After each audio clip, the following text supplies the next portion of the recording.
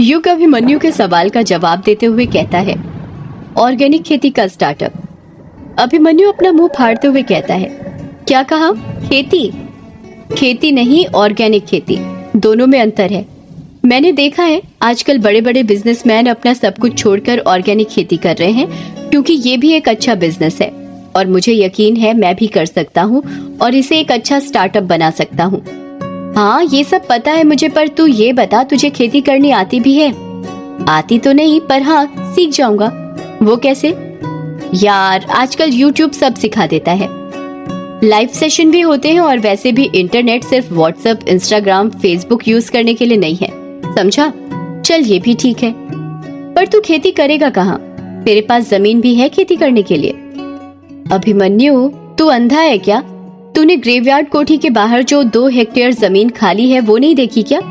बेटा, वो जमीन नहीं, कब्रिस्तान है। तू शायद भूल रहा है, तेरी ये ग्रेवयार्ड कोठी कब्रिस्तान के ऊपर बनी है। तू कब्रिस्तान के ऊपर खेती करना चाहता है? यार अभिमन्यु, तू कैसी बातें कर रहा है? कोई 2 हेक्टेयर में कब्रिस्तान बनाता है क्या? हो सकता है बस ये कोठी कब्रिस्तान के ऊपर बनी हो, बाकी जगह ठीक हो। और एक बात बता, तू मेरा दोस्त है ना, तो तुझे तो मुझे मोटिवेट करना चाहिए खेती करने के लिए कि मैं कुछ नया करने जा रहा हूँ। इससे एम्प्लॉयमेंट भी बढ़ेगा और देश की तरक्की भी होगी। तू मुझे इतना डिमोटिवेट क्यों कर रहा है? अभिमन्यु को अपनी गलती समझ आ जाती है और वो कहता है, सॉरी यार, मैं भूल गया था कि इंसान को नौकरी करने के लिए नहीं बल्कि नौकरी देने के काबिल बनना चाहिए। तेरे इस काम में मैं पूरी तरह तेरे साथ हूँ। बस तू एक आवाज लगाना कि क्या मदद चाहिए तुझे और मैं झट से हाजिर हो जाऊंगा। शुक्रिया यार, जब तेरे जैसा दोस्त मेरे साथ है तो कोई भी चुनौती मुझे रोक नहीं सकती। तो फिर काम शुरू करें। कैसा काम? युग अपने चारों तरफ देखते हुए कहता है, यार तू फिर भूल गया? कल रात में मैंने कहा था ना कि सुबह उठते से ही पहला काम ये करेंगे कि हवेली की सफाई करेंगे। दिख नहीं रहा कितनी धूल है यहाँ पर? हाँ यार, बात तो तेरी बिल्कुल सही है, पर तू खुद देख कितनी बड़ी हवेली है। अगर हम दोनों 2 दिनों तक भी लगातार सफाई करते रहे तब भी पूरी धूल साफ नहीं होने वाली। तो फिर क्या करें? तू चाहता है ऐसे ही धूल रहने दे, सफाई ना करें? अरे, मेरे कहने का मतलब ये नहीं था। तो फिर क्या मतलब था तेरा? मेरा मतलब था किसी को मदद के लिए बुला लेते हैं। 2-3 लोग रहेंगे तो जल्दी हो जाएगी सफाई। किसको बुलाएंगे? कौन आना चाहेगा ग्रेवयार्ड कोठी में? यार तू भूल रहा है, अपने पुराने यार अभी भी इसी गांव में है। मैं उसे फोन करता हूँ। उसे किसे? कछुए को यार। युग कुछ याद करते हुए कहता है, ये तू वही कछुए की बात तो नहीं कर रहा जिसका असली नाम कछेंदर था और वो सब काम धीरे धीरे करता था, इसीलिए हमने उसका नाम कछुआ रख दिया था? हाँ, मैं उसी की बात कर रहा हूँ। क्या ये अभी भी स्लो है बचपन की तरह? जब तू मिलेगा तो खुद देख लेना।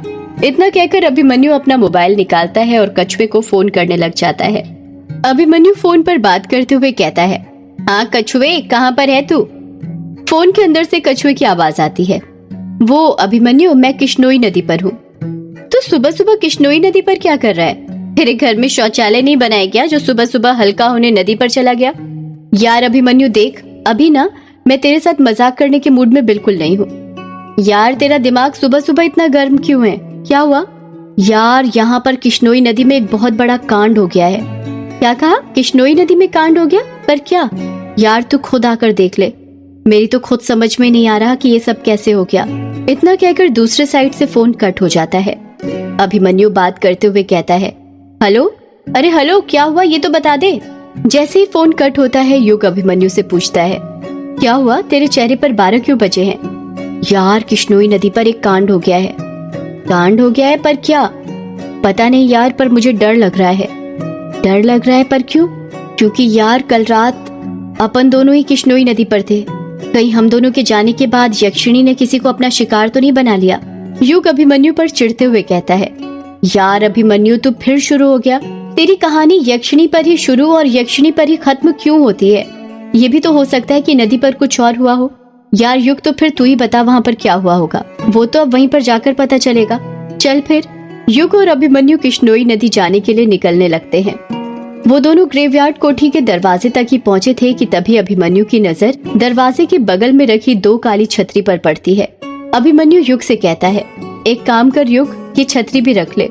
छतरी? पर क्यों? मैंने खिड़की से बाहर देखा था, मौसम खुला हुआ है, मुझे नहीं लगता कि बारिश होगी। यार मैंने जितना कहा तू बस अभी उतना ही कर, कोई सवाल मत कर, समझा? हाँ ठीक है। अभिमन्यु के कहने पर युग छतरी पकड़ लेता है और वो दोनों किश्नोई नदी जाने के लिए निकल जाते हैं। जब वो दोनों किश्नोई नदी पर पहुंचते हैं तो देखते हैं कि नदी पर बहुत सारी भीड़ जमा थी। ऐसा लग रहा था कि सारे गांव के लोग वहीं पर इकट्ठे हो गए थे। भीड़ में अभिमन्यु कछुए को ढूंढने लग जाता है। अभिमन्यु अपना सिर खुजाते हुए कहता है, यार इतनी भीड़ में कछुए को कैसे ढूंढूं? एक तो उसकी छोटी सी हाइट, ऊपर से दुबला पतला, पता नहीं कहाँ पर फंसकर बैठा होगा इस भीड़ में। युग भी अपना सिर खुजाते हुए कहता है, तू ये सोच रहा है कि कछुए को कैसे ढूंढे और मैं ये सोच रहा हूँ कि यहाँ पर इतनी सारी भीड़ आखिर जमा क्यों हुई है। जितना मुझे लगता है गाँव के मेले में भी इतनी सारी भीड़ जमा नहीं होती होगी। हाँ सही कहा, मैं भी जब से गाँव में आया हूँ पहली बार इतने लोगों को एक साथ देख रहा हूँ। मेरी समझ में नहीं आ रहा कि यहाँ पर हो क्या रहा है। चल थोड़ा पास चलकर देखते हैं कि हुआ क्या है, शायद कुछ पता चल जाए। युग और अभिमन्यु भीड़ के अंदर घुसने लग जाते हैं। वो दोनों अभी 1-2 कदम चले ही थे कि उन्हें कछुआ दिख जाता है। अभिमन्यु युग से कहता है, यार वो देख कछुआ। कहाँ पर यार? अभिमन्यु अपने राइट हैंड से सामने की ओर इशारा करते हुए कहता है, अरे वो देखना सामने। कहाँ यार, मुझे तो नहीं दिख रहा, तुझे कहाँ दिख गया? अभिमन्यु कछुए को आवाज लगाते हुए कहता है, कछुए, ओ कछुए। अभिमन्यु से करीब 20-25 कदम दूर पर ही एक दुबला पतला लड़का खड़ा हुआ था जो काली बनियान पहना हुआ था, रंग काला, छोटे छोटे बाल। वो लड़का अभिमन्यु को देख लेता है और धीरे धीरे कहता है, अरे अभिमन्यु तू आ गया? अभिमन्यु कछुए को बुलाते हुए कहता है, हाँ आ गया, जरा यहाँ पर तो आ। कछुआ धीरे धीरे भीड़ को हटाते हुए अभिमन्यु के पास जाने लगता है। कछुआ इतना धीरे चल रहा था कि उसको देखकर ऐसा लग रहा था कि वो करीब आधे घंटे में अभिमन्यु के पास पहुँचेगा। युग अपने सिर पर हाथ रखते हुए कहता है, यार ये तो अभी तक बचपन की तरह स्लो ही है। एक काम करते हैं, हम ही चलते हैं इसके पास, वरना ये तो कल तक यहाँ पर पहुँचेगा। हाँ चल। युग और अभिमन्यु कछुए के पास चले जाते हैं। कछुआ युग को घूरते हुए कहता है, ये किसे ले आया अपने साथ? ये कौन है? कछुए के सवाल का युग कुछ जवाब देता उसके पहले ही अभिमन्यु बोलता है, अरे इसको नहीं पहचाना? ये अपना युग है, अपने बचपन का दोस्त। भूल गया? यही तो तुझे टीचर से मार खाने से बचाता था। कछुआ कुछ याद करते हुए कहता है, अच्छा ये युग है, ये कब आया? अभिमन्यु कछुए की बात को काटते हुए कहता है, ये सब मैं बाद में बताता हूँ तुझे, पहले मुझे तू ये बता यहाँ पर क्या हुआ है, इतनी सारी भीड़ क्यों जमा है? कछुआ अभिमन्यु का हाथ पकड़ते हुए कहता है, यार मैं नहीं बता सकता, क्योंकि तुझे पता है मेरा दिल बहुत कमजोर है, तू खुद चलकर देख ले कि क्या हुआ है। कछुआ युग और अभिमन्यु का हाथ पकड़ता है और भीड़ को साइड हटाते हुए उन्हें नदी के किनारे पर ले जाने लगता है। जब वो नदी के किनारे पर पहुंचते हैं तो वहां का नजारा देखकर युग और अभिमन्यु की आंखें फटी की फटी रह जाती हैं। नदी के किनारे पर करीब 30-40 कौवे मरे पड़े थे। युग हैरानी के साथ कहता है, ये क्या, इतने सारे कौवों की मौत कैसे हो गई? अभिमन्यु कौवों को देखकर इतना परेशान हो गया था कि कुछ नहीं बोल पा रहा था।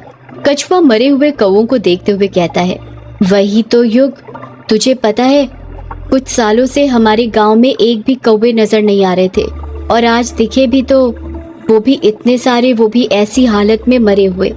उन तीनों के पास कुछ आदमी खड़े हुए थे जो आपस में बातें कर रहे थे। पहला आदमी कहता है, उन्हीं आओ दे छिन, उसने संकेत करे कोच, मृत्यु के खेल शुरू भय कोच। दूसरा आदमी कहता है, तपाई सही हुनु, हुंज उन्हीं आओ दे छिन, ये मृत्यु के पहलो चिन्ह हुनु छुन। युग हैरानी के साथ कहता है, ये लोग आपस में क्या बात कर रहे हैं? अभिमन्यु युग के सवाल का जवाब देते हुए कहता है, ये लोग आपस में नेपाली में बात कर रहे हैं। तुझे तो पता है हमारे मेघालय में नेपाली, बंगाली, खासी, असमिया, सिलेहटी, बोडो, बियाट, टार और हजोंग भाषाएं बोली जाती हैं। युग अभिमन्यु पर चिढ़ते हुए कहता है, यार मैंने तुझसे मेघालय की भाषा का इतिहास नहीं पूछा, मैं ये जानना चाहता हूँ कि ये आदमी आपस में क्या बातें कर रहे हैं। तुझे पता है ना मुझे नेपाली नहीं आती। हाँ बता रहा हूँ, चिढ़ क्यों रहा है? ये लोग आपस में बातें कर रहे हैं कि वो आने वाली है, उसने संकेत दे दिया है, मौत का खेल शुरू हो गया है, ये मौत का पहला संकेत है। युग हैरानी के साथ कहता है, ये लोग किसकी बातें कर रहे हैं? कौन आने वाली है और उसने क्या संकेत दिया है? कछुआ धीरे से कहता है, यक्षिणी। युग, यक्षिणी आने वाली है, ये उसी ने मौत का संकेत दिया है। युग कुछ रिएक्शन देता उससे पहले ही अभिमन्यु कुछ सोचते हुए कहता है, यार मुझे लग रहा है ये सब हमारे कारण हो रहा है। हमारे कारण? पर कैसे? यार देख, कल रात ही हम दोनों ने ग्रेवयार्ड कोठी का दरवाजा खोला और फिर सुबह होते ही इतने सारे कौवों का मरना ये कोई इत्तेफाक नहीं हो सकता। आज से पहले कभी ऐसा नहीं हुआ।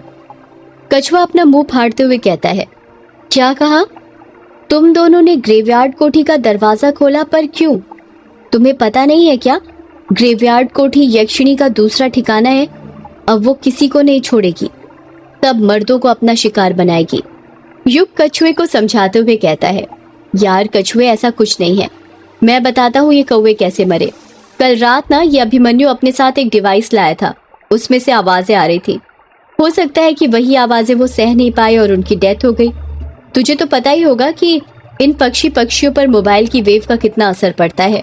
अभिमन्यु कहता है। यार युग, अब तो सारा इल्जाम मेरे इलेक्ट्रोमैग्नेटिक डिवाइस के ऊपर मत लगा, समझा? चल, तेरे लिए मैं मान भी लेता हूँ कि ये कौवे मेरे डिवाइस की आवाज से मरे, पर तू बता, सिर्फ कौवे ही क्यों मरे? और कोई पशु पक्षी भी तो मर सकते थे। जरा गौर से देख, यहाँ पर जितने भी शव हैं सब कौवों के हैं। अभिमन्यु की बात सुनकर युग चुप हो जाता है, क्योंकि उसके पास उसके सवाल का कुछ जवाब नहीं था। अभिमन्यु अपनी बात को आगे जारी रखते हुए कहता है। ये संकेत है युग, मौत के आने के पहले का। तुझे कौवों के बारे में नहीं पता क्या? क्या नहीं पता? यही कि हमारे हिंदू शास्त्रों में कौवे को यमराज का दूत कहा गया है। ऐसी मान्यता है कि कौवा यमलोक में जाकर पृथ्वीवासियों के विषय में चित्रगुप्त जी को सूचित करता है। यानी कौवा ही व्यक्ति के जिंदगी में किए गए लेखे जोखे का हिसाब रखता है। परंतु शगुन शास्त्र के अनुसार कौवा मात्र यमलोक में ही नहीं, बल्कि हम इंसानों को भी धरती पर संकेत देकर आने वाले कल की भविष्यवाणी करता है। और इतने सारे कौवों की मौत संकेत है कि जल्द गांव में बहुत सी मौत होने वाली है। कछुआ भी अभिमन्यु का साथ देते हुए कहता है। हाँ युग, ये अभिमन्यु बिल्कुल ठीक कहता है। मेरी दादी बताती है कि पुराने समय में ये परंपरा थी कि अगर किसी के सिर पर कौवा बैठ जाए और चोंच मार दे तो जरूर कुछ बुरा होने वाला होता है। आने वाली मुसीबत से बचने के लिए वो इंसान अपने रिश्तेदार को झूठा पत्र लिखकर अपनी मौत की जानकारी देता था। क्या? पर क्यों? वो इसलिए क्योंकि मौत की झूठी खबर सुनकर उसके परिजन उसकी मौत का शोक करते थे और फिर उसी दिन दूसरा पत्र भेजा जाता था कि ये एक झूठी खबर थी। लिखते थे कि उसके सिर पर कौवा बैठ गया था। मान्यता है कि झूठी खबर उड़ाने से कौवे द्वारा लाया गया संकट दूर हो जाता है।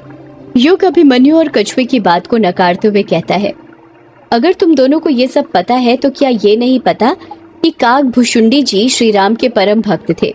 उन्हें इच्छा मृत्यु का वरदान भी प्राप्त था। आज के जमाने में कौवों को काकभुशुंडी का ही प्रतिरूप माना जाता है। माना ये मान्यता है कि यदि कौवा किसी के सिर पर बैठकर चोंच मार दे तो अशुभ होता है, पर यह भी मान्यता है कि कौवा सिर्फ आपके सिर पर बैठे तो परम शुभ होता है। अब तुम दोनों ही बताओ, हम कैसे पता लगाएं कि कौवा हमारे सिर पर सिर्फ बैठा था या उसने चोंच मारी होगी? अभिमन्यु और कछुआ चुप ही रहते हैं। युग अपनी बात को आगे जारी रखते हुए कहता है। देखो यार, अलग अलग धर्मों में अलग अलग मान्यता है। किसी के धर्म में कौवों का दिखना शुभ माना जाता है तो किसी में अशुभ, और किसी धर्म में तो कुछ फर्क ही नहीं पड़ता, क्योंकि वो ये सब चीजें मानते ही नहीं है। और मैं भी नहीं मानता। ये सब सिर्फ अंधविश्वास है और कुछ नहीं, समझे तुम दोनों? कछुआ डरते हुए कहता है। यार तुझे नहीं मानना तो मत मान, पर तुम दोनों ने ठीक नहीं किया ग्रेवयार्ड कोठी का दरवाजा खोलकर। तुझे पता भी है ग्रेवयार्ड कोठी का दरवाजा बंद करने के लिए कितने लोगों ने अपनी जान दी थी? युग चौंकते हुए कहता है। क्या कहा? दरवाजा बंद करने के लिए लोगों ने जान दी थी? पर क्यों? सदियों से है पुरानी ये है यक्षिणी की कहानी।